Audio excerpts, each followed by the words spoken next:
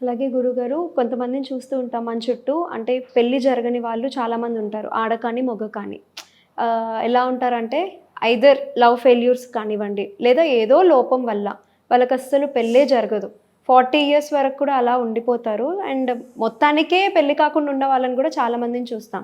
అలాంటి వారి జాతకంలో అసలు ఎలాంటి లోపాలు ఉంటాయంటారు? శ్రీ గురుభ్యో నమః. ఓం నమో నారాయణే. వివాహం జరగకపోవడం, ఇక వివాహం వద్దు, ఒంటరితనమే ముద్దు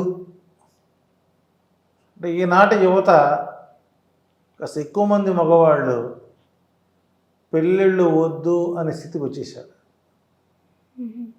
నేను చాలామందిని గమనించాను. వద్దు సార్, ఈ మధ్య మా ఫ్రెండ్ పెళ్లి చేసుకున్నాడు. మీ ఫ్రెండా? ఒకటి అడిగా, ఎరా పెళ్లి చేసుకోమని అడిగా. వద్దు గురుగారు, ఈ మధ్య మా ఫ్రెండ్ పెళ్లి చేసుకున్నాడు, పెళ్ళైన 3 నెలల నుంచి అమ్మాయి నరకం చూపిస్తుంది, అది చూసినదో మాకు పెళ్ళిళ్ళు విరక్తి కలిగిందండి. ఇక పెళ్ళి వద్దని నిర్ణయించుకున్నాం అని స్థితికి వచ్చారు. అయినప్పుడు వాడి జాతకాన్ని మనం చూడటం జరిగింది. ఎందుకు ఈ ఆలోచన కలిగింది అంటే, ఇక్కడ పూర్తి స్థాయిలో ఇక పెళ్ళి జరగదు అని నిర్ణయానికి వచ్చినటువంటి వ్యక్తుల యొక్క జాతకాల్లో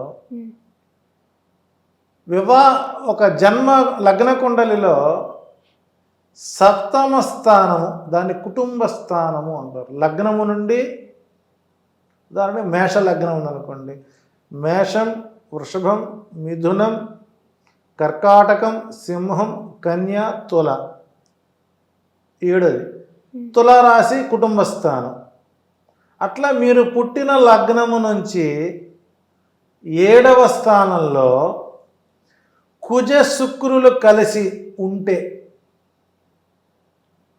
కుజుడు శుక్రుడు ఇద్దరు కలిసి ఉండాలి, ఇక మీకు జీవితంలో వివాహం జరగదు. అన్ఫార్చునేట్లీ జరిగింది అనుకుందాం, ఏదో గ్రహం ఉపయోగపడి, భవిష్యత్తులో మీరు ఒంటరిగా నిలబడి ఉండవలసిందే.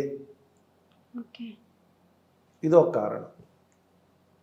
రెండో కారణం,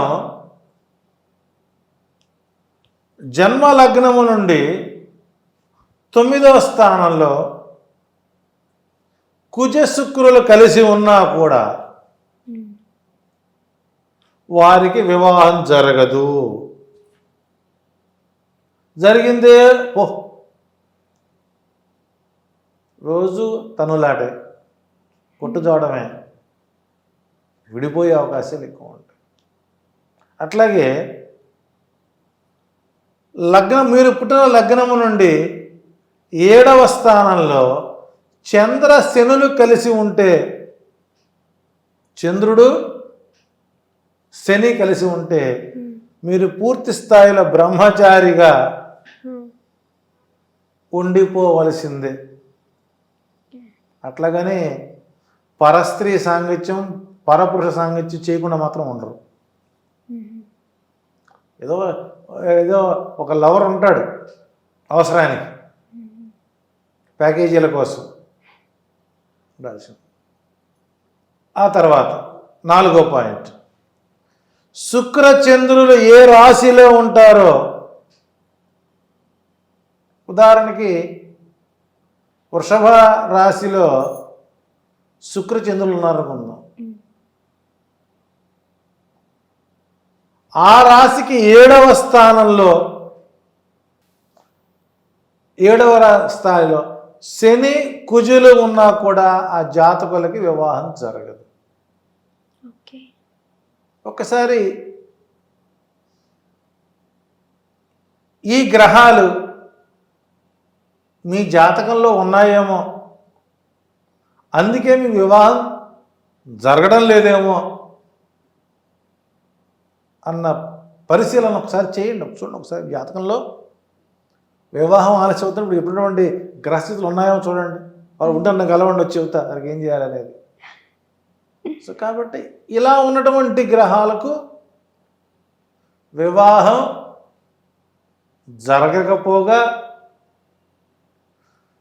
గ్రహ నిర్ణయాలను ధిక్కరించి వివాహం కనుక జరిగితే ఆ వివాహాలు అస్తవ్యస్తంగా ఉంటాయి అనడంలో నిస్సందేహంగా చెప్పచ్చు. ఓకే. సో ఇక్కడ కుజ శుక్రుల సప్తమంలో కానీ 9వ స్థానంలో కానీ ఉంటే వివాహం కాదు. సప్తమంలో చంద్ర శనులు కలిసి ఉంటే వివాహమే జరగదు. శుక్రచంద్రులు ఏ రాశిలో ఉంటారో ఆ రాశి నుంచి 7వ స్థానాలు కనుక శని కుజులు ఉన్నా కూడా ఆ జాతకులకి వివాహం కాదు అని మనం ధైర్యంగా అథెంటిక్గా మనం చెప్పేటువంటి ప్రయత్నం చేయొచ్చు. శుభం.